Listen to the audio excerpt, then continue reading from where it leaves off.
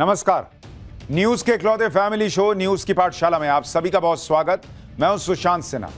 ये वो पाठशाला जहां सबकी क्लास लगती है। और सबसे पहले आपको बता दूं कि आज कौन कौन सा चैप्टर खोल रहा हूं। टेनिस प्लेयर बेटी राधिका को आखिर गोली मारी क्यों पिता ने, रिश्तों की शॉकिंग स्टोरी का शॉकिंग सच क्या है आज आपको बताऊंगा। बेटी की कमाई, वीडियो शूट या इनामुल हक से रिश्ता, पुलिस की जांच में मर्डर का क्या क्या सच सामने आया है आज आपको बताऊंगा।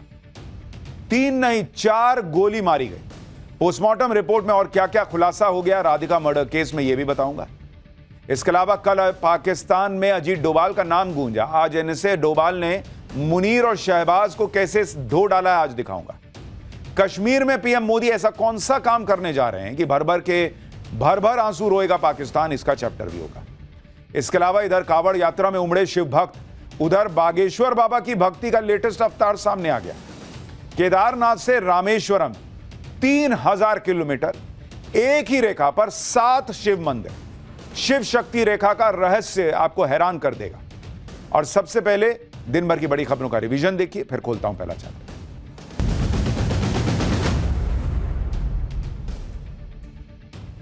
बिहार में वोटर लिस्ट रिवीजन में हर 4 में से 3 लोगों ने अपने फॉर्म भर दिए। आज शाम 6 बजे तक 74% लोगों ने अपने फॉर्म सबमिट भी कर दिए। पिछले 17 दिन में करीब 5 करोड़ 87 लाख लोगों के फॉर्म भरे जा चुके हैं और अभी 14 दिन और बचे हुए हैं और बड़े आराम से वोटर लिस्ट रिवीजन में सभी वोटर से फॉर्म भरवाए जा रहे हैं। बिहार में करीब 7 करोड़ 90 लाख वोटर हैं। जम्मू कश्मीर में आतंकियों को फंडिंग करने के लिए इस्तेमाल किए जा रहे क्रिप्टो करेंसी नेटवर्क का भंडाफोड़ हुआ है। स्टेट इन्वेस्टिगेशन एजेंसी ने जम्मू, डोडा और हंदवाड़ा में तलाशी अभियान चलाया। इस दौरान मोबाइल, सिम कार्ड और दस्तावेज जब्त किए गए। इन्वेस्टिगेशन एजेंसी को पता चला था कि आतंकी क्रिप्टो करेंसी का इस्तेमाल युवाओं को हिंसा के लिए उकसाने के लिए कर रहे हैं। कावड़ यात्रा को लेकर उत्तराखंड पुलिस चेकिंग अभियान चला रही है। इस दौरान देहरादून में पुलिस ने एक कार से 125 किलो विस्फोटक बरामद किया है। पुलिस ने इस मामले में हिमाचल प्रदेश के 3 लोगों को भी गिरफ्तार किया है। तीनों लोग विस्फोटक के बारे में सही जानकारी नहीं दे पाए थे। बिहार में सामाजिक सुरक्षा पेंशन के तहत 1227 करोड़ रुपए लाभार्थियों के खाते में ट्रांसफर किए गए। योजना का फायदा 1 करोड़ 11 लाख से ज्यादा लोगों को मिलेगा। कुछ दिन पहले ही बिहार सरकार ने सामाजिक सुरक्षा पेंशन की राशि 400 रुपए से बढ़ाकर 1100 रुपए कर दी थी। चुनावी साल में नीतीश कुमार का यह बड़ा फैसला माना जा रहा है। कॉमेडियन कपिल शर्मा के घर आज मुंबई पुलिस पहुंची, जिसके बाद उनके घर की सुरक्षा बढ़ा दी गई है। मुंबई पुलिस ने यह कदम कनाडा में कपिल शर्मा के कैफे पर हुई फायरिंग के बाद उठाया। बदमाशों ने कपिल के कैफे पर करीब 12 राउंड फायरिंग की थी, जिसके बाद आतंकी हरजीत सिंह लाडी ने हमले की जिम्मेदारी ली।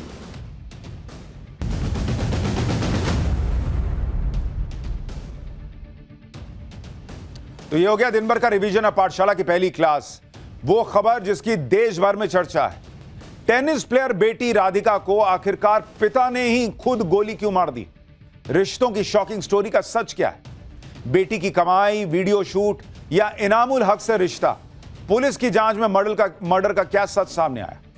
3 नहीं 4 गोली मारी गई। पोस्टमार्टम रिपोर्ट में और क्या क्या खुलासा हुआ राधिका मर्डर केस में, सबसे पहले इसकी बात करने जा रहा हूं। टेनिस प्लेयर राधिका यादव की हत्या से पूरा देश सन्न है और सबको इस हत्याकांड ने झकझोर कर रख दिया है, क्योंकि कोई भी यह सोच नहीं सकता कि एक बाप, एक पिता अपनी उस बेटी के ऊपर गोलियां चला देगा, उसे मार देगा, जिस बेटी को उस पिता ने बड़े नाजों से पाला। किसी को यकीन नहीं हो रहा कि एक पिता जिसने अपनी बेटी को टेनिस का शानदार प्लेयर बनाने के लिए जी जान लगा दिया, वही पिता अपनी बेटी को गोलियां मारकर, पहले कहा गया 3 गोलियां, पोस्टमार्टम में पता चला 4 गोली मारी और उसकी जान ले लेगा। यह है पिता। आखिर क्यों पिता ने टेनिस प्लेयर राधिका को गोली मारी, यह सवाल हर घर में उठ रहा। लोग यह समझ नहीं पा रहे ऐसी कौन सी चीज हो गई जिसकी वजह से एक पिता अपनी बेटी को इतनी बेरहमी से गोली मार के मार दे रहा है। गुरुग्राम के राधिका यादव मर्डर केस में अभी तक हत्या की वजह सामने आई है, जिसके मुताबिक राधिका गुरुग्राम में एक टेनिस अकेडमी चला रही थी। राधिका की टेनिस एकेडमी से पिता दीपक यादव को दिक्कत थी। दिक्कत इसलिए थी क्योंकि दीपक को लोग ताने मार रहे थे कि वो अपनी बेटी की कमाई खा रहा है। इन तानों से दीपक परेशान थे और वो चाहते थे कि उनकी बेटी एकेडमी को बंद कर दे, लेकिन राधिका इस बात के लिए तैयार नहीं थी। एकेडमी की वजह से बेटी और पिता में झगड़ा होता था। इसी झगड़े की वजह से दीपक ने अपने घर में अपनी बेटी को 4 गोलियां मारकर उसकी जान ले ली। यह तो शुरुआती कहानी है बॉस, लेकिन जैसे जैसे आगे जांच बढ़ रही है, बातें निकल कर आ रही हैं, इस कहानी में ट्विस्ट आने लगा है। भाई ये वो कहानी है जो दीपक ने अपना जुर्म कबूलते हुए पुलिस को बताई और दुनिया के सामने रखी, लेकिन दीपक की इस कहानी में कई झोल हैं। ये पूरा मर्डर केस इतना सिंपल है नहीं जितना 4 लाइन में बता दिया गया कि अरे लोग ताना मारते थे कि बेटी का पैसा खा रहा है, बेटी के पैसे पे जी रहा है और बेटी को गोली मार दी। नहीं बॉस, इस कहानी में कितने छेद हैं, कैसे आरोपी दीपक के रिश्तेदार इस थ्योरी को खुद खारिज कर रहे हैं, आज आपको सब बताऊंगा। लेकिन पहले देखिए इस मामले में जो नया मोड़ आया है। एक नए कैरेक्टर की एंट्री हो गई है, उसके बारे में बताता हूं। और यह नया कैरेक्टर है इनामुल हक नाम का लड़का, जिसके साथ राधिका यादव ने म्यूजिकल वीडियो शूट किया था। यह है इनामुल हक। अब यह नया कैरेक्टर कौन है? इस मर्डर केस में इनामुल हक और राधिका की जान पहचान की चर्चा क्यों हो रही है? लोग इनामुल हक और राधिका की वीडियो को लेकर क्या कह रहे हैं? इनामुल हक राधिका से अपनी दोस्ती को लेकर क्या बता रहा है नवभारत के कैमरे पर? क्या उसकी वजह से ही पिता ने राधिका को मार दिया? आज आपको इस सब के बारे में बताऊंगा। साथ ही राधिका यादव की मौत से पहले उसके सोशल मीडिया अकाउंट क्यों गायब हो गए? क्या राधिका के रील बनाने से उसके पिता को दिक्कत थी? राधिका के एक्टिंग से दिक्कत थी? राधिका के सोशल मीडिया प्रोफाइल की वजह से पिता और बेटी का झगड़ा हुआ था क्या? बहुत सारे सवाल हैं जिनके जवाब आज आपको पाठशाला के इस पहले चैप्टर में देने का प्रयास करूंगा। जब से राधिका यादव के मर्डर की खबर आई है, तब से सबके मन में एक ही सवाल है कि आखिर राधिका के पिता ने उसका मर्डर क्यों किया? और इसको लेकर 3 थ्योरी अभी शुरुआत में चल रही है। थ्योरी नंबर 1, जिसके बारे में मैंने आपको बताया कि राधिका के पिता ने टेनिस एकेडमी और ताने की वजह से उसकी जान ले ली, लेकिन पुलिस इसे आखिरी सत्य मानकर नहीं चल रही। और इसके अलावा भी 2 और थ्योरी हैं जिस पर जांच हो रही है। जैसे एक थ्योरी राधिका के सोशल मीडिया अकाउंट को लेकर है। टेनिस खिलाड़ी राधिका सोशल मीडिया पर एक्टिव रहती थी और इंस्टाग्राम, फेसबुक पर रील बनाकर डालती थी। ऐसा दावा है कि हो सकता है यह भी पिता और बेटी के बीच विवाद की एक वजह बना हो। सोशल मीडिया वाली थ्योरी की पूरी परतें आगे खोलूंगा। इसके अलावा एक और थ्योरी यह भी है कि राधिका के पिता दीपक एक मुस्लिम लड़के इनामुल हक से उसकी दोस्ती को लेकर नाराज थे। इस युवक के साथ राधिका ने एक म्यूजिक वीडियो भी किया था। अब इस थ्योरी का क्या सच है, उसके बारे में क्या जानकारी आ रही है, वो भी आपको बताऊंगा। दरअसल सोशल मीडिया पर राधिका का एक पुराना वीडियो वायरल है जिसमें वो इनामुल हक नाम के एक मुस्लिम लड़के के साथ दिख रही है। इस वीडियो के आखिर में जो क्रेडिट सेक्शन है उसमें दोनों का नाम भी था। अब कुछ कयास ऐसे भी लग रहे हैं कि हो सकता है कि आरोपी पिता दीपक यादव को राधिका यादव की एक्टिंग और उसके करियर या मुस्लिम लड़के के साथ काम करने को लेकर कोई नाराजगी रही हो। जिस इनामुल हक का नाम राधिका के केस में आ रहा है, उससे टाइम्स नाउ नवभारत ने फोन पर बात की। इनामुल हक ने राधिका के साथ आए वीडियो के बारे में हमें बताया कि यह वीडियो 1.5 साल पहले शूट हुआ था। उसके बाद राधिका से उसकी बात नहीं हुई। इनामुल हक ने यह भी बताया कि राधिका ने उस वीडियो को ज्यादा शेयर नहीं किया था। फिर 3 महीने पहले ही इनामुल हक ने राधिका को फिर कांटेक्ट किया था। इनामुल हक ने राधिका से दिल्ली में एक और वीडियो शूट के लिए पूछा। हालांकि राधिका ने इस ऑफर में ज्यादा इंटरेस्ट नहीं दिखाया। राधिका ने कहा था कि वो अपनी सहेली से पूछेगी और उसके बाद से दोनों की बात नहीं हुई। इनामुल हक ने कहा कि राधिका से उनकी पहचान प्रोफेशनल रोल तक सीमित थी। वो ना राधिका के घर का एड्रेस जानता था, ना उसके परिवार के बारे में कुछ जानता था। इनामुल हक का कहना है कि वो राधिका की तरह कई एक्ट्रेस के साथ काम कर चुका है। इनामुल हक ने बताया कि राधिका को एक्टिंग में इंटरेस्ट था, इसलिए उसके साथ बात हुई थी। इनामुल हक का दावा है कि यह वीडियो सिर्फ 4 से 5 घंटे में दिल्ली में ही शूट हो गया था और राधिका अपनी मां के साथ शूट के लिए आई हुई थी। इनामुल हक का दावा है कि उस शूट के बाद वो राधिका के कांटेक्ट में आया ही नहीं, ना उससे कोई दोस्ती थी, ना रेगुलर बातचीत थी। इनामुल हक ने यह भी बताया कि राधिका ने अपने सोशल मीडिया अकाउंट से उस म्यूजिक वीडियो को डिलीट भी कर दिया। हैरानी की बात यह है कि राधिका के न सिर्फ म्यूजिक वीडियो डिलीट हुए, बल्कि राधिका के सोशल मीडिया अकाउंट्स भी गायब हैं। जो राधिका सोशल मीडिया पर एक्टिव थी, उसके इंस्टाग्राम और फेसबुक अकाउंट्स हत्या से पहले ही डिलीट हो गए। राधिका की हत्या के बाद से ही उसके तमाम सोशल मीडिया अकाउंट्स गायब हैं, जबकि पहले ये अकाउंट काफी एक्टिव थे। राधिका इन अकाउंट्स पर लगातार पोस्ट भी करती थी। पुलिस को शक है कि राधिका के तमाम सोशल मीडिया अकाउंट्स को जानबूझकर किसी ने डिलीट करवाया। क्या राधिका ने खुद अपने सोशल मीडिया अकाउंट्स डिलीट किए या उसके पिता ने उससे डिलीट करवाए? अब पुलिस इसकी भी जांच कर रही है। राधिका का यह भी सपना था कि वो मशहूर social media star Elvish Yadav की तरह इन्फ्लुएंसर बने। क्योंकि एल्विश यादव भी राधिका के ही वजीराबाद गांव का रहने वाला है। चोट के कारण टेनिस से दूर होने के बाद उसने अपने पिता से कहा था कि मेरे दिमाग में काफी कंटेंट है, मैंने काफी खेल लिया है, अब मैं पैसे कमाऊंगा। राधिका इंस्टाग्राम और फेसबुक पर अपने टेनिस स्किल्स और फिटनेस की रील्स बनाकर पोस्ट भी करती थी, कहा जाता है। वो अपनी मां के साथ भी रील्स बनाकर अपने सोशल मीडिया अकाउंट्स पर शेयर करती थी। कुछ लोग कह रहे हैं कि राधिका का रील्स और वीडियो बनाकर सोशल मीडिया पर डालना ही उसके पिता दीपक को बहुत खटकता था। खबर तो यह भी है कि राधिका की एक इंस्टाग्राम रील को लेकर उसके पिता नाराज भी हुए थे और उस रील को डिलीट करने के लिए भी कहा था। लेकिन कुछ लोगों को यह बात हजम नहीं हो रही कि जिस पिता ने बेटी को टेनिस खिलाड़ी बनाया, टेनिस खेलने के लिए वो हर जगह जाती थी, मतलब पिता खुले सोच के रहे होंगे, वो अचानक इंस्टाग्राम और दूसरी जगह बेटी के पोस्ट देखकर क्यों नाराज होंगे। लेकिन सच क्या है ये कोई नहीं जानता। राधिका यादव की पोस्टमार्टम रिपोर्ट में जो खुलासा हुआ है उससे तो यही लग रहा है कि आरोपी पिता दीपक यादव ने बहुत गुस्से में राधिका का मर्डर किया। पोस्टमार्टम रिपोर्ट के मुताबिक राधिका के शरीर से 4 गोलियां निकाली गई। 3 गोलियां उसके पीठ पर लगी थी और एक उसके कंधे पर लगी थी। आप सोचिए, कोई पिता अपनी बेटी को इतनी बेरहमी से मार रहा है कि 4 गोली उसके शरीर में दाग दिया, और शुरुआती तौर पर खुद ही कह रहा है कि इस बात पर गोली मार दी कि समाज ताना मार रहा था। लेकिन यह बात किसी को भी हजम नहीं हो रही। यह भी एक वजह है कि राधिका यादव के केस में अभी और खुलासे होने की आशंका है। जिस दिन राधिका यादव की हत्या हुई उस दिन उसकी मां मंजू यादव का जन्मदिन था और राधिका किचन में अपनी मां का जन्मदिन मनाने की तैयारी कर रही थी। यानी परिवार के लिए उस दिन जश्न का दिन था, खुशी का मौका था। इस खुशी के मौके पर ही एक पिता ने ऐसा कदम क्यों उठाया कि पूरा परिवार उजड़ गया। इस मर्डर केस में हैरानी की बात यह भी है कि राधिका की मां मंजू यादव ने पहले पुलिस के सामने बयान दर्ज कराने से इनकार कर दिया, लेकिन बाद में पुलिस को जो मौखिक बयान दिया उसमें कई हैरान कर देने वाले दावे किए। राधिका की मां मंजू यादव ने पुलिस को बताया कि वो कमरे में लेटी हुई थी, उन्हें पता ही नहीं कि कैसे क्या हुआ। मंजू यादव ने कहा कि वो नहीं जानती कि उनके पति ने बेटी की हत्या क्यों कर दी। मंजू यादव ने कहा कि आरोपी दीपक को हमेशा से अपनी पत्नी और बेटी दोनों पर शक रहता था।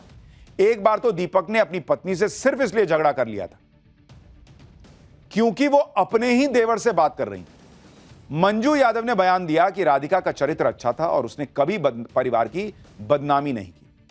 लेकिन यहां पुलिस को मंजू यादव की भूमिका पर भी शक है, क्योंकि गोली चलने की आवाज सुनकर राधिका के चाचा भागे भागे आ गए, लेकिन राधिका की मां मंजू यादव कह रही कि उन्हें पता ही नहीं चला कि क्या हुआ, यह कैसे संभव है। उधर राधिका के पिता दीपक यादव ने पुलिस को जो बयान दिया उसमें उसने यही कहा कि वो समाज के तानों से परेशान हो गए। घटना वाले दिन यानी गुरुवार को क्या हुआ था इसके बारे में डिटेल में राधिका के पिता दीपक यादव ने पुलिस को बताया कि जब वो दूध लेने अपने गांव जाते थे तो लोग ताना मारते थे, कहते थे कि तेरी बेटी तो बढ़िया पैसा कमा रही है, तेरे मजे हैं, तू बेटी की कमाई खा रहा है। लोगों के ताने सुन सुनकर वो परेशान हो गए थे और उसने अपनी बेटी राधिका से कहा था कि ये एकेडमी बंद कर दो। इस पर राधिका ने कहा था कि लोग क्या कहते हैं मुझे इसकी परवाह नहीं है। आरोपी पिता दीपक ने कहा कि उसने परिवार को भी राधिका से एकेडमी न जाने के लिए कहा था, मगर राधिका नहीं मानी। फिर दीपक ने अपनी लाइसेंसी रिवॉल्वर निकाली और किचन में खाना बना रही अपनी बेटी राधिका को 4 गोलियां पीछे से मार दी। दीपक यादव का कहना था कि वो समाज से मिले तानों से परेशान रहते थे, इन तानों से उनके मान सम्मान को ठेस पहुंचती थी, इसी वजह से उन्होंने यह कदम उठा लिया। पुलिस भी राधिका मर्डर केस की जांच अभी फिलहाल इसी एंगल से कर रही है और अभी तक इसी थ्योरी को मानकर चल रही है।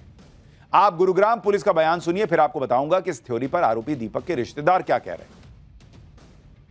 जो रीजन है घटना के पीछे, उसमें फिलहाल तक जो पाया गया है कि ये जो राधिका मृतका थी ये कोई टेनिस एकेडमी अपनी चलाती थी, जिसको लेकर के इसके पिता नाराज थे और उन्होंने इसको कई बार बोला था कि ये एकेडमी न चलाए, और इसी नाराजगी के चलते इन्होंने गोली चला करके हत्या की वारदात को अंजाम दिया गया है।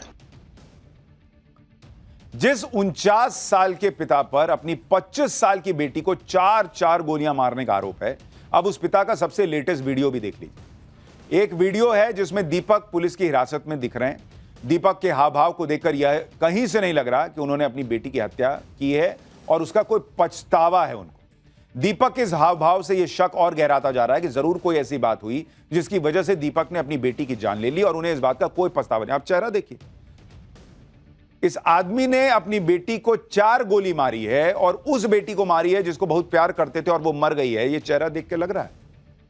यह वजह सिर्फ समाज के ताने या बेटी की कमाई तक सीमित नहीं हो सकती, लोग कह रहे हैं इस चेहरे को देखकर।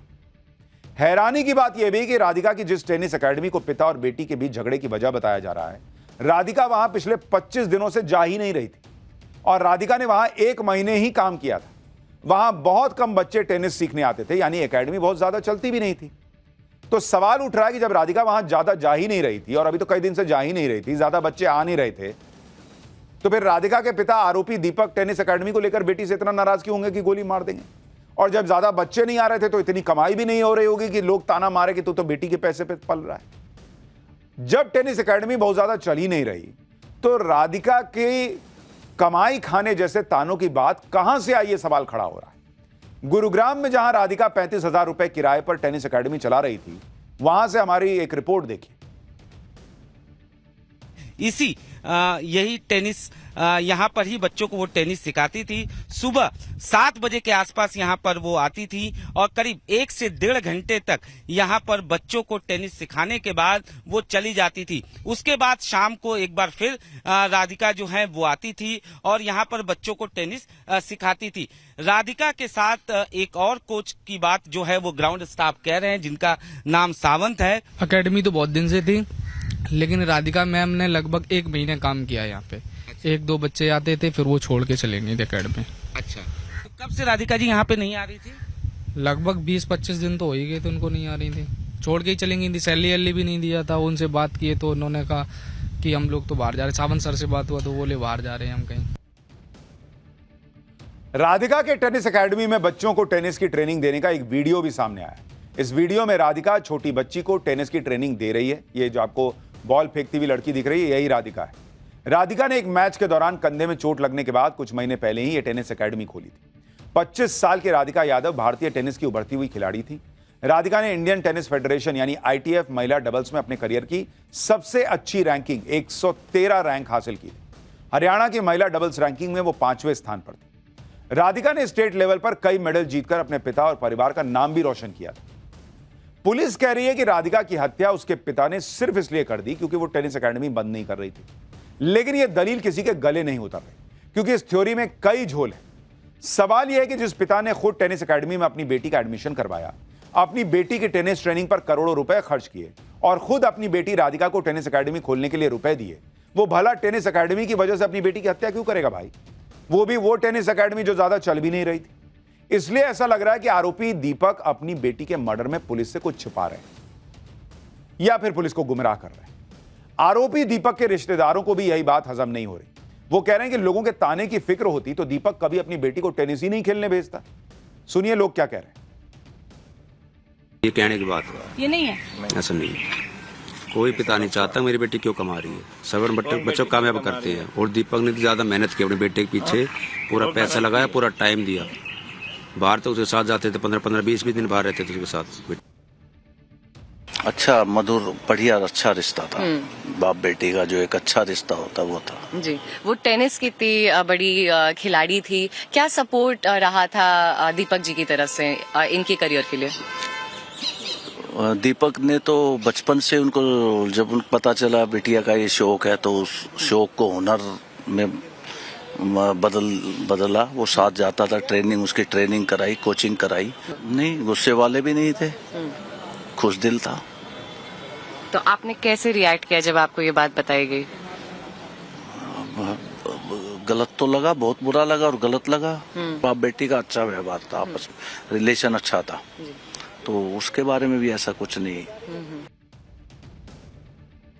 जहां तक बेटी की कमाई खाने के तानों की बात है, तो दीपक को लेकर यह दावा है कि दीपक यादव के पास पैसे की कोई दिक्कत नहीं थी। परिवार गुरुग्राम के पौष इलाके सुशांत लोक में रहता था। दावा है कि दीपक यादव को हर महीने लाखों रुपए की कमाई किराए से हो जाती थी। उसका कंस्ट्रक्शन का काम भी था। दावा तो यह भी है कि दीपक ने अपनी बेटी को 2 लाख रुपए का टेनिस रैकेट भी लेकर दिया था। यानी बेटी की कमाई का इस्तेमाल करने वाली थ्योरी में कहीं से कोई दम नहीं दिख रहा। भाई, जो खुद पैसा कमा रहा है वो बेटी की कमाई पे पल रहा है, ये कैसे बात होगी? क्या इस मामले में सच कुछ और है जो बताया नहीं गया अभी तक? आरोपी दीपक के करीबी भी कह रहे हैं कि दीपक तो अपनी बेटी को दुनिया में सबसे ज्यादा प्यार करता था। परसों मैं दीपक से मिलके गया था, ऐसी कोई बात नहीं थी।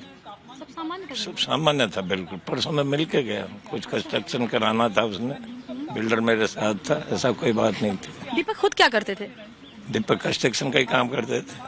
अच्छा। इंटीरियर डिजाइनर का काम करते थे। और सबसे ज्यादा परेशानी होती है आदमी का पैसों की, इस चीज की कोई कमी नहीं थी उनके पास। सबसे बड़ी बात यह है। तो लोग, जैसे कि उन्होंने एफआईआर में भी है कि लोग उनको ये ताने मारते थे कि अपनी बेटी का कमाई खाते हो। ये सब बकवास है। यही समझ में आ रहा है कि बेटी के खेलने से नाराज थे, दो आस पड़ोस के तानों से नाराज होकर बेटी को गोली मार दी। नहीं, ऐसा कुछ नहीं है, कहने की बातें हैं, बात कुछ और, उसका हमें भी नहीं पता अभी। वो दीपक जाने, बेटी जाने। पूरा जरूरत से ज्यादा प्यार करते थे, समझ गई। वो अपनी बेटी को दुनिया में सबसे ज्यादा जो प्रिय चीज थी उसकी वो थी। यानी पैसे की कोई कमी नहीं थी और दीपक जो है वो अपने बेटी राधिका को बहुत प्यार करते थे। इसका मतलब अगर पैसा वजह नहीं है, ताने वजह नहीं है, वो तो खैर पुलिस बताएगी जांच के बाद, लेकिन जो अभी शुरुआती तौर पर लोग कह रहे हैं, तो फिर कुछ तो ऐसी बड़ी वजह है कि कोई पिता अपनी बेटी को जिसको बहुत प्यार करता है उसको 4-4 गोली मार के मार दे रहा है। राधिका यादव की हत्या के मामले में गुरुग्राम पुलिस को आरोपी दीपक की 1 दिन की रिमांड मिली है। पुलिस ने बताया कि हत्या में शामिल पिस्टल के कारतूस बरामद करने हैं ताकि यह वेरीफाई किया जा सके कि आरोपी ने कितने कारतूस खरीदे थे। कारतूस बरामद करने के लिए आरोपी दीपक को रेवाड़ी ले जाया जाएगा। पुलिस के मुताबिक दीपक पुलिस पूछताछ में सहयोग नहीं कर रहा है, बार बार बयान बदल रहा है। पुलिस ने कहा है कि वो राधिका के सोशल मीडिया अकाउंट्स को भी रिकवर करेगी। पुलिस के मुताबिक वो इस हत्याकांड की हर पहलू से जांच करेगी और आरोपी दीपक के बयान को वेरीफाई भी करेगी। हत्या के पीछे की असली वजह तक पहुंचने का प्रयास करेगी। लेकिन इस घटना ने देश में हर किसी को हिलाकर रख दिया। इससे पहले जिस तरीके से घटना आई थी, राज कुशवाहा और वो पूरा मामला कि एक पत्नी जो है वो पति को मार दे रही है और यहां एक पिता जो है वो बेटी को गोली मार दे रहा है। रिश्तों में जो ये तनाव है, ये दरार है, इसको लेकर चिंताएं बढ़ती जा रही। पाठशाला में फिलहाल अब अगली क्लास का वक्त हो गया है। कल पाकिस्तान में अजीत डोभाल का नाम गूंजा, आज एनएसए डोभाल ने मुनीर शहबाज सबको धो डाला। कश्मीर में पीएम मोदी ऐसा कौन सा काम करने जा रहे हैं कि भर भर आंसू रोएगा पाकिस्तान। अब इसका चैप्टर खोल रहा हूं।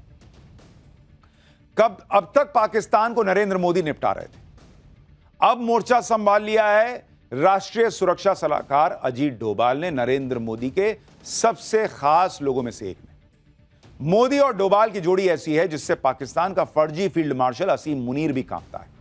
अजीत डोभाल ने आज ऐसा पाकिस्तान को ललकारा है कि मुनीर के साथ हाफिज सईद, मसूद अजहर के भी होश उड़ गए होंगे। अजीत डोभाल ने ऐसा खुलासा कर दिया, जो असीम मुनीर फर्जी फील्ड मार्शल बनकर अय्याशी कर रहा है, उस असीम मुनीर को खुद पाकिस्तान ही निपटा देगा। इसी बीच पाकिस्तान के लिए एक और बुरी खबर भी आ गई। असीम मुनीर तो खुद अय्याशी कर रहा है, लेकिन मुनीर की यह अय्याशी भिखमंगे पाकिस्तान को पूरी तरह से डुबोकर ही मानेगी। पाकिस्तान का क्या होने वाला है ये तो आगे बताऊंगा, लेकिन पहले देखिए कि पाकिस्तान ने कल ही अजीत डोभाल का नाम लिया और आज सबके सामने आकर अजीत डोभाल ने असीम मुनीर और आतंकी पाकिस्तान की कैसे जबरदस्त धुलाई की। अजीत डोभाल वो हैं जिनके नाम से पाकिस्तान कांपता है। नरेंद्र मोदी और अजीत डोभाल की जोड़ी ने पिछले 11 साल में पाकिस्तान के पसीने छुड़ा कर रख दिए। पाकिस्तान तो आए दिन डोभाल का नाम लेता रहता है कि डोभाल ने पाकिस्तान की दुर्दशा करके रख दी। पाकिस्तान में चींटी भी मरती है तो पाकिस्तान डोभाल डोभाल चिल्लाने लगता है। डोभाल का खौफ पाकिस्तान में आज से नहीं, डोभाल वो हैं जो पाकिस्तान में 7 साल तक जासूस बनकर रहे और पाकिस्तान को भनक तक नहीं लगी। अब तो अजीत डोभाल पाकिस्तान को खुला ठोक रहे हैं, तो पाकिस्तान घबराया हुआ है कि कब फिर कहां से मार पड़ जाए। इसलिए बात बात में पाकिस्तान अजीत डोभाल का नाम ले आता है। कल भी पाकिस्तान में अजीत डोभाल का नाम गूंजा था। आप सोचिए अजीत डोभाल के नाम भर से पाकिस्तान की कैसे हालत खराब होती है कि वहां बैठ के इस तरह का प्रोपेगेंडा फैलाया जा रहा है कि अजीत डोभाल की वजह से पाकिस्तान की हालत खराब है, वहां आतंकी हमले हो रहे हैं। कौन विश्वास करेगा? दरअसल पाकिस्तान की आर्मी इसलिए बौखलाई हुई है क्योंकि बीएलए यानी बलूचिस्तान लिबरेशन आर्मी ने पाकिस्तानी सरकार और मुनीर सेना की नाक में दम कर रखा है। बीएलए लगातार पाकिस्तान में अटैक कर रही है। बीएलए के लड़ाके पाकिस्तान में सेना के लिए काल बन चुके हैं। पाकिस्तानी सेना बीएलए से निपटने में नाकाम साबित हो रही है। अब पाकिस्तान की आर्मी के लिए मुसीबत इसलिए बढ़ गई क्योंकि मंगलवार से बीएलए ने बड़े हमले शुरू कर दिए। बीएलए ने पाकिस्तान में इस ऑपरेशन को ऑपरेशन बाम नाम दिया है। इस ऑपरेशन के तहत अभी तक बलूचिस्तान में 17 सरकारी और सैन्य ठिकानों को निशाना बनाया जा चुका है। बताया जा रहा है कि ऑपरेशन बाम में अभी तक पाकिस्तान की सेना और फ्रंटियर कोर को भारी नुकसान हुआ है। पाकिस्तान की सेना बीएलए से हर मोर्चे में फेल साबित हो रही है। ऐसे में अपनी नाकामी छिपाने के लिए पाकिस्तान बीएलए के हमलों का ठीकरा भारत पर फोड़ रहा है और अजीत डोभाल का नाम ले रहा है। लेकिन दुनिया जानती है कि आतंकवाद को कौन पाल रहा है। मुनीर की आर्मी खुलेआम आतंकियों के जनाजे में दिखाई दी थी। मसूद अजहर और हाफिज सईद को पाकिस्तान पालता, ये सब जानते हैं। वहां आतंकी खुलेआम घूमते हैं, रैलियां करते हैं। पाकिस्तान की पुरानी आदत है कि पाकिस्तान में जब भी कुछ हो जाए तो भारत पर आरोप लगा। लेकिन इस बार पाकिस्तान की आर्मी ने अजीत डोभाल का नाम लेकर गलती कर दी। कल पाकिस्तान ने अजीत डोभाल का नाम लिया और आज अजीत डोभाल ने मुनीर, हाफिज सईद और पाकिस्तानी सेना सबको धो डाला। Thereafter, a lot of things are said that this thing, foreign press and all these things, they said Pakistan did that and this. You tell me one photograph, one imagery. These days, these imageries are from the satellites all over the world. They are this thing. Which shows any Indian damage being done, even a glass pane having been torn. I don't know, only our forces will be knowing what's happening in this thing, but I am just telling, they brought out photographs, they wrote this thing, the New York Times put it this thing, put out very this thing. Only imagery, they said 13 air bases of Pakistan now and now, before 10th May and after 10th May. यानी अजीत डोभाल खुलकर बता रहे हैं कि भैया पाकिस्तान को ऐसा ठोका कि पाकिस्तान को नानी याद आ गई। लेकिन भारत को कहां ठोका, इसका कोई सबूत तो दिखाओ, एक फोटो तो दिखाओ कि भारत का एयरबेस फोड़ दिया, ब्रह्मोस गिरा दिया, ये कर दिया, वो कर दिया, सबूत तो दिखाओ। पाकिस्तान ने ऑपरेशन सिंदूर में खूब झूठ फैलाया था। विदेशी मीडिया ने भी भारत के खिलाफ माहौल बनाया था और इसी के सहारे असीम मुनीर फर्जी फील्ड मार्शल बन गया। लेकिन अजीत डोभाल ने आज सबको एक्सपोज कर दिया कि एक शीशा भी भारत का नहीं टूटा। उल्टे पाकिस्तान को ऑपरेशन सिंदूर में भारत ने ऐसा धोया कि कोई भूल नहीं पाएगा। पाकिस्तान के बहुत अंदर तक जाकर भारत पाकिस्तान को मारकर आया। ऑपरेशन सिंदूर के बारे में पहली बार अजीत डोभाल खुद कुछ बोल रहे थे लोगों के सामने। सुनिए उन्होंने क्या बताया जो बहुत लोगों के एजेंडे को ध्वस्त कर देगा। We are really proud of it, not for necessarily what people perceive, that how much of an indigenous content was there. We are proud of it, that some of the best systems that worked, whether it was our BrahMos systems, whether it was our integrated air control and command systems, whether it was our radars, we decided to have 9 terrorist targets in the crisscross of Pakistan. It was not on the border area something, which we thought were there this way. We missed none.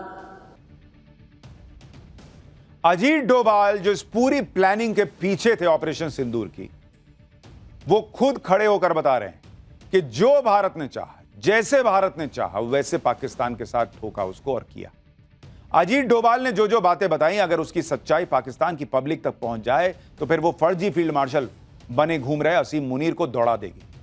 क्योंकि असीम मुनीर इसी झूठ के सहारे जिंदा है। पाकिस्तान में चौड़ा घूम रहा है कि भाई हमने तो भारत में ये कर दिया, वो कर दिया। इसी झूठ के सहारे असीम मुनीर पाकिस्तान में ताकतवर हो गया। ताकतवर बनकर असीम मुनीर जमकर अय्याशी कर रहा है। हमने आपको बताया ही था कि असीम मुनीर आजकल ऐसे तेवर में है कि पाकिस्तान का राष्ट्रपति उसके सामने फेल है। लेकिन आप ये देखिए कि इधर मुनीर की अय्याशी चल रही है, उधर पाकिस्तान की जनता कंगाली से जूझ रही है। कंगाल से और कंगाल होती जा रही है। कंगाल पाकिस्तान में हाहाकार मच गया है। पहले ऑपरेशन सिंदूर में पाकिस्तान ने मुंह की खाई, अब भूखों मरने की नौबत आ गई। वर्ल्ड बैंक ने जो नई रिपोर्ट जारी की है उसके मुताबिक पाकिस्तान के लोग और ज्यादा गरीब हो गए। इस रिपोर्ट के मुताबिक पाकिस्तान में 44.7% लोग अब भी गरीब हैं। यानी पाकिस्तान की 25 करोड़ आबादी में से 12 करोड़ लोग अभी भी गरीब हैं। हर दिन 250 रुपए से कम की आय वाले लोगों की संख्या 4.9 से बढ़कर 16.5% हो गई। यानी पाकिस्तान में आप सोचिए भिखारियों की संख्या क्या है भाई। 16.5% लोग वहां ऐसे हैं जो दिन का 250 रुपया नहीं कमा पाते। पाकिस्तान में गरीब लोगों की आबादी लगातार बढ़ती जा रही है। मल्टी डायमेंशनल पॉवर्टी इंडेक्स बताती है कि पाकिस्तान में 30% से ज्यादा लोग स्वास्थ्य, शिक्षा और जीवन स्तर में भारी कमी का सामना कर रहे हैं। इस दिशा में पाकिस्तान से अच्छे तो पड़ोसी बांग्लादेश और नेपाल के आंकड़े हैं। वर्ल्ड बैंक ने अपनी रिपोर्ट में बताया कि अगर बड़े सुधार नहीं हुए तो पाकिस्तान दक्षिण एशिया में गरीबी का सबसे बड़ा सेंटर बन जाएगा। तो ये तो हाल है बॉस कि खाने को दाने नहीं, और ये पाकिस्तान जो है वो भारत को धमकाने निकलता है, ये हम ये कर देंगे, हम वो कर देंगे। अरे अपने लोगों को पहले खाना खिलाओ यार, कायदे से उनको जिंदगी तो दो। देखिए कैसे भिखारियों जैसे रहते हैं ये लोग, और देख के दुख होता है कि इतना लड़ भिड़ के अलग देश बनाए, मार काट मचाए, और उसके बाद ऐसी जिंदगी जी रहे हैं। और ये मुनीर, ये बड़े बंगले में रहता है भाई, बड़े बंगले में रहता है, घूमता है, मजे करता है, वहां की फौज के लोग मजे करते हैं। मुनीर की अय्याशी और पाकिस्तान की भूखमरी कंगाली के बीच एक और ऐसी खबर आई है जिससे पाकिस्तान को और झटका लगेगा। जिस वर्ल्ड बैंक के सामने जाकर पाकिस्तान पानी के लिए रो रहा था कि सिंधु जल समझौता भाई भारत ने स्थगित कर दिया, इसको कुछ करवाओ यार, पानी वानी दिलवाओ, उस वर्ल्ड बैंक से नरेंद्र मोदी कश्मीर के लिए ऐसा काम करवाने वाले हैं जिसे देखकर पाकिस्तान भर भर आंसू रोएगा। भाई सिंधु जल समझौता तो बहाल नहीं हुआ, लेकिन भारत सरकार वर्ल्ड बैंक से 3119 करोड़ का फंड ले रही है। भारत सरकार के इस कदम से पाकिस्तान की नींद उड़ गई है, क्योंकि यह रकम जम्मू कश्मीर में क्वार बांध प्रोजेक्ट पर खर्च होगी। चिनाब नदी पर बन रहा यह प्रोजेक्ट रणनीतिक रूप से महत्वपूर्ण है। इस प्रोजेक्ट के पूरा हो जाने से 540 मेगावाट बिजली का उत्पादन होगा। पीएम मोदी ने अप्रैल 2022 में इस परियोजना की आधारशिला रखी थी। इस परियोजना को पूरा करने की डेडलाइन 2027 है, जिसके बाद घाटी में बिजली उपलब्धता और बढ़ेगी, औद्योगिक विकास हो पाएगा। कश्मीर में पीएम मोदी की स्ट्रैटेजी से पाकिस्तान के होश उड़े हुए हैं। पाकिस्तान की पब्लिक को समझ में आता है भाई कि इंडिया कहां से कहां पहुंच गया है और पाकिस्तान कहां रह गया। एक तरफ पाकिस्तान की जनता गरीबी और गुर्बत में से जूझ रही है, दूसरी तरफ पाकिस्तान की आर्मी के चीफ असीम मुनीर की अय्याशी खत्म नहीं हो रही। हमने आपको बताया था कि मुनीर 20 से 23 जुलाई तक श्रीलंका की राजनयिक यात्रा करने वाला है, और वो राजसी ठाटबाट से श्रीलंका जा रहा है, और वहां ऐसी ऐसी चीजें होंगी जिसमें बहुत पैसा खर्च होगा। सोचिए उस देश का आर्मी चीफ ये कर रहा है, करना तो राष्ट्रपति को चाहिए, लेकिन वो खुद इनडायरेक्टली राष्ट्रपति बन ही गया, तो वो ऐसी ऐसी चीजें कर रहा है कि अगर वो ना करे तो वहां गरीबों का भला हो जाए। मुनीर के कारनामों से पाकिस्तान की जनता भी वाकिफ है, पब्लिक को सब समझ में आ रहा है, लेकिन मुनीर समझने को तैयार नहीं, और समझे भी तो कैसे, क्योंकि उसको पता है अगर समझेगा तो पब्लिक हटा देगी, और ये नाटक करता रहेगा तो कुछ दिन बचा रहे। खैर ये नाटक कितने दिन चलेगा ये तो वक्त बताएगा। फिलहाल पाठशाला में वक्त है अगले चैप्टर का। इधर कांवड़ यात्रा में उमड़े शिव भक्त, उधर बागेश्वर बाबा की भक्ति का लेटेस्ट अवतार सामने आ गया। केदारनाथ से रामेश्वरम 3000 किलोमीटर, एक ही रेखा पर 7 शिव मंदिर। शिव शक्ति रेखा का हैरान कर देने वाला रहस्य आज आपको बताऊंगा। आज से सावन का पवित्र महीना शुरू हो गया है, और इसी के साथ कांवड़ यात्रा की आधिकारिक शुरुआत हो गई। सावन के महीने में आस्था और भक्ति का ऐसा नजारा दिख रहा है जो अद्भुत है। सावन में हर तरफ सनातन की गूंज सुनाई दे रही है। कोई महादेव को अपने कंधे पर बैठाकर पैदल चल रहा है, कहीं ऑपरेशन सिंदूर वाली कांवड़ दिख रही है। सावन में महादेव की भक्ति के साथ साथ महादेव के चमत्कार की भी चर्चा होती है। देश में एक शिव शक्ति रेखा है जो केदारनाथ से रामेश्वरम तक जाती है, और इस सीधी रेखा पर भगवान शंकर के 7 मंदिर स्थित है। 7 मंदिर, हजारों किलोमीटर की दूरी, 7 मंदिर एक लाइन में। शिव शक्ति रेखा का रहस्य क्या है आज आपको बताऊंगा। सावन के महीने में बागेश्वर बाबा भी जबरदस्त रंग में। बागेश्वर बाबा सिंगर बन गए, और भगवान कृष्ण का एक भजन बागेश्वर बाबा ने अपनी आवाज में गाया है जिसने धूम मचा दी। आपको बागेश्वर बाबा का कृष्ण भजन भी सुनाऊंगा। कुल मिलाकर सावन के महीने में चारों तरफ आस्था, भक्ति और सनातन का संगम दिख रहा है। शिव मंदिरों में लोग भोलेनाथ का अभिषेक करने के लिए उमड़ रहे हैं। आज आपको सनातन की शक्ति भी दिखाऊंगा। सावन का महीना भगवान शंकर को प्रसन्न करने के लिए सबसे उचित समय माना जाता है। देश के कोने कोने में भक्त भगवान शंकर का अभिषेक कर रहे हैं, भोलेनाथ की सेवा कर रहे हैं। महादेव की भक्ति का रंग कांवड़ यात्रा के कदम कदम पर बिखरा दिख रहा है। हरिद्वार से लेकर प्रयागराज और उज्जैन से लेकर देवघर तक हर हर महादेव की जयकार गूंज रही है। आप ये तस्वीरें देखिए, किस तरह से लोग महादेव की भक्ति में सराबोर दिख रहे हैं। हजारों करोड़ों लोग इस सावन के महीने में शिव भक्त जो हैं वो शिव का अभिषेक करने के लिए, भगवान शिव का अभिषेक करने के लिए जल लेकर जाते हैं। उत्तर प्रदेश के मुख्यमंत्री योगी आदित्यनाथ ने भी सावन के पहले ही दिन भगवान भोलेनाथ का अभिषेक किया। सीएम योगी ने गोरखपुर में पूरे विधि विधान के साथ भगवान शंकर का रुद्राभिषेक किया। सीएम योगी ने जल, दूध और ऋतुफल के रस से भगवान शिव का जलाभिषेक किया। सीएम योगी ने महादेव से उत्तर प्रदेश के लोगों के सुख, समृद्धि और कल्याण की प्रार्थना की। इस बार कांवड़ को कुंभ जैसा भव्य बनाया जा रहा है और इसके लिए सरकार ने कांवड़ियों के लिए कई तरह की सुविधाओं का इंतजाम किया है। कांवड़ रूट पर खाने पीने की शुद्धता बरकरार रहे, इसके लिए सख्ती भी बढ़ती जा रही है। इसके अलावा शिव मंदिरों के आसपास की दुकानों की जांच की जा रही है। खुद मंदिर प्रशासन के लोग कांवड़ फोर्स बनाकर प्रसाद की चेकिंग कर रहे हैं, जिससे कांवड़ यात्रा की शुद्धता भंग ना हो।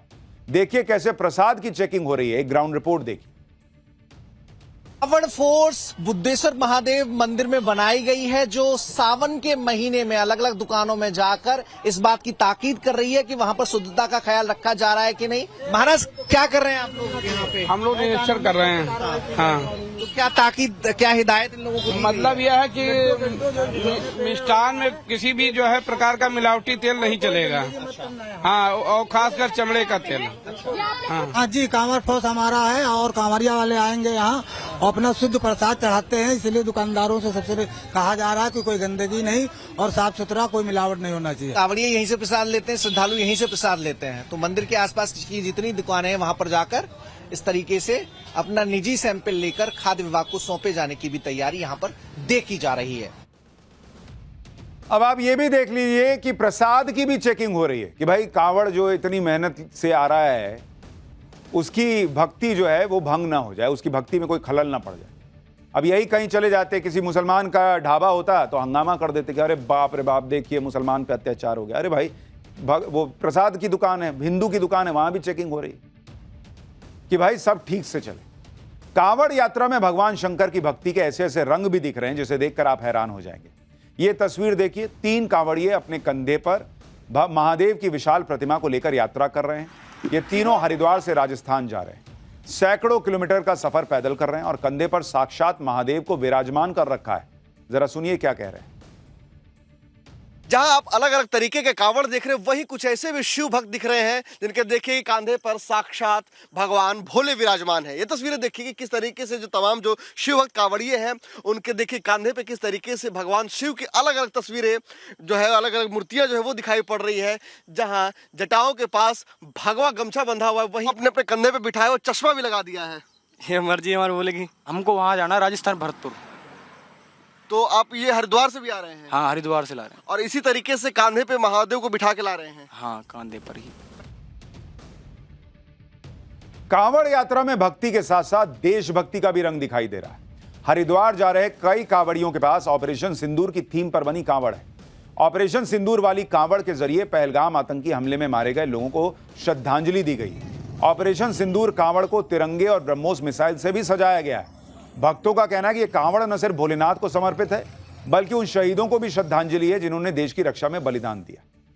यूपी से लेकर उत्तराखंड तक कांवड़ यात्रा की धूम दिख रही है। यूपी की तरह उत्तराखंड में भी कांवड़ यात्रा के लिए खास तैयारियां की गई हैं। उत्तराखंड के मुख्यमंत्री पुष्कर सिंह धामी ने कांवड़ यात्रा में पाखंडियों और ढोंगियों के खिलाफ ऑपरेशन कालनेमी शुरू कर दिया है, जिससे कांवड़ यात्रा की पवित्रता बनी रहे और कोई पाखंडी या ढोंगी शिव भक्तों को परेशान न कर सके या भक्तों को ठग न सके, ये कहा है उन्होंने। ऑपरेशन कालनेमी के तहत अब तक 25 ढोंगी पकड़े गए हैं। एक बांग्लादेशी नागरिक को भी पकड़ा गया है। बांग्लादेश का नागरिक साधु बनकर लोगों को ठग रहा था। कांवड़ यात्रा के साथ 4 धाम यात्रा में ऑपरेशन कालनेमी चलेगा, यह कह दिया गया। उत्तराखंड पुलिस का कहना है कि ये सभी साधु और बाबा बनकर भक्तों को डराते हैं, उनसे पैसे हट लेते हैं। सावन का महीना शुरू हो चुका है। यह महीना भगवान शिव को प्रिय भी है। भगवान शिव का गंगा जल से जलाभिषेक करने के लिए भोले के लाखों भक्त हरिद्वार से कांवड़ लेकर निकल चुके हैं। सावन के महीने में शिव भक्ति का सैलाब उमड़ता है। कई दशकों से सनातनियों को इसने एक सूत्र में बांध रखा है। जिस तरह सावन का शिव भक्ति से गहरा संबंध है, उसी तरह उत्तर से लेकर दक्षिण तक बने शिव मंदिरों में भी एक अनूठा संबंध है। उत्तराखंड में जहां से पवित्र गंगा निकलती है, जिसका जल लेकर कांवड़िए भगवान शिव का जलाभिषेक करने अपने अपने इलाके के शिव मंदिरों के लिए निकलते हैं, उसी उत्तराखंड में भगवान शिव के 12 ज्योतिर्लिंगों में से एक केदारनाथ है। और यह ज्योतिर्लिंग दक्षिण भारत के रामेश्वर ज्योतिर्लिंग से एक सीधी रेखा से जुड़ा हुआ है। केदारनाथ और रामेश्वर ज्योतिर्लिंग देशांतर रेखा यानी लॉन्गिट्यूड पर 79 डिग्री पर मौजूद है। लॉन्गिट्यूड क्या होता है इसके बारे में आगे बताऊंगा। इसी लॉन्गिट्यूड पर दोनों ज्योतिर्लिंगों के बीच 5 ऐसे शिव मंदिर भी हैं जो सृष्टि के 5 तत्वों यानी जल, वायु, अग्नि, आकाश और धरती का प्रतिनिधित्व करते हैं। यह महज संयोग नहीं है कि ये सातों शिव मंदिर एक साथ एक ही कतार में देशांतर पर है। ऐसी मान्यता है कि 2 ज्योतिर्लिंगों के बीच ये 5 शिव मंदिर सृष्टि का संतुलन बनाते हैं। ये सारे शिव मंदिर 1500 से 2000 साल पहले अलग अलग कालखंड में स्थापित किए गए और माना जाता है कि मंदिरों की स्थापना में इनकी एक रेखा में होने का पूरा ध्यान रखा गया और वास्तु के सिद्धांतों के हिसाब से इनकी स्थापना की गई। विज्ञान और सनातन के मेल की अद्भुत महिमा देखिए। केदारनाथ से रामेश्वरम की दूरी करीब 3000 किलोमीटर है। ऐसा नहीं कि अगल बगल मंदिर हैं कि बन गए एक लाइन में, 3000 किलोमीटर की दूरी है और उसमें 7 शिव मंदिर एक ही देशांतर रेखा पर 79 डिग्री पर स्थित है। इसलिए यह जो रेखा है इसको शिव भक्ति रेखा भी कहा जाता है। इन 7 शिव मंदिरों की लोकेशन बहुत ही हैरान करने वाली है। भाई ये तो सभी जानते हैं कि धरती गोल है और पूरी धरती पर किसी भी लोकेशन का सही से आकलन कैसे किया जाए, इसके लिए रिसर्चर्स ने, वैज्ञानिकों ने धरती को काल्पनिक रेखाओं में बांट दिया। वर्टिकल लाइन जो होती है उसे देशांतर यानी लॉन्गिट्यूड कहा जाता है और जो हॉरिजॉन्टल रेखा होती है उसे अक्षांश यानी लैटिट्यूडनल लाइन कहा जाता है। तो आप जो इस तस्वीर में देख रहे हैं कि ऐसे आप धरती को देख रहे हैं, तो जो ऐसे सीधी सीधी रेखा गई है वो अक्षांश है और जो आप ऐसे सीधी ऊपर लंबी लंबी रेखा देख रहे हैं उसको देशांतर कहा गया है। धरती गोल है जिसे 360 डिग्री कहते हैं। इसी तरह से 360 काल्पनिक देशांतर रेखाएं बनाई गई हैं, यानी हर एक डिग्री पर एक देशांतर रेखा। इस तस्वीर में आप देख सकते हैं कि भारत की लोकेशन जो है वो 60 डिग्री से 90 डिग्री की देशांतर रेखा के बीच आती है। जरा एक बार यहां दिखाइए, मैं आपको दर्शकों को दिखाता हूं कि किस तरह से मैं आपको बता रहा हूं कि ये जो लोकेशन है इसको अगर आप देखेंगे तो आप ये जो ऐसी लंबी लंबी लाइन देख रहे हैं इसी को देशांतर कहते हैं और ये जो ऐसे पैरेलल लाइन देख रहे हैं इसको अक्षांश कहते हैं।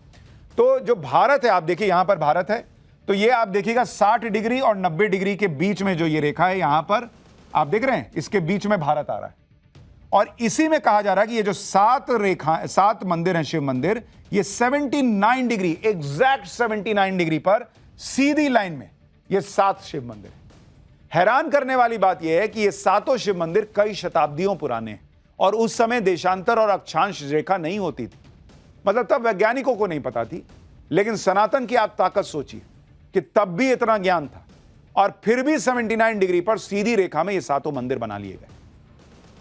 केदारनाथ और रामेश्वरम ज्योतिर्लिंग के बीच में एक रेखा पर स्थित शिव मंदिरों की महिमा और यह सृष्टि के किन 5 तत्वों को प्रतिनिधित्व करती है इसके बारे में आगे बताऊंगा। पहले देखिए कि शिव शक्ति रेखा बनाने वाले ये 7 शिव मंदिर किस तरह एक सीध में बने हुए हैं। केदारनाथ जो कि ज्योतिर्लिंग है, उत्तराखंड के देशांतर रेखा पर 79.06669 डिग्री पर है। श्रीकालहस्ती मंदिर चित्तरू आंध्र प्रदेश, यह देशांतर रेखा पर 79.7037 डिग्री पर है। श्री एकाम्बेश्वराथ मंदिर कांची तमिलनाडु, देशांतर रेखा 79.7036 डिग्री पर। श्री अरुणाचलेश्वर मंदिर तिरुवन्नामलई तमिलनाडु, यह देशांतर रेखा पर है 79.0747 डिग्री पर। श्री जम्बुकेश्वर मंदिर थिरुवनाईकवल तमिलनाडु, यह देशांतर रेखा पर है 79.7108 डिग्री पर। श्री थिल्लई नटराज मंदिर चिदंबरम तमिलनाडु, यह भी देशांतर रेखा पर 79.6954 डिग्री पर। और रामेश्वर ज्योतिर्लिंग रामलिंगम तमिलनाडु, यह देशांतर रेखा पर 79.3129 डिग्री पर। यानी 7 मंदिर 79 डिग्री पर मौजूद है एक लाइन में।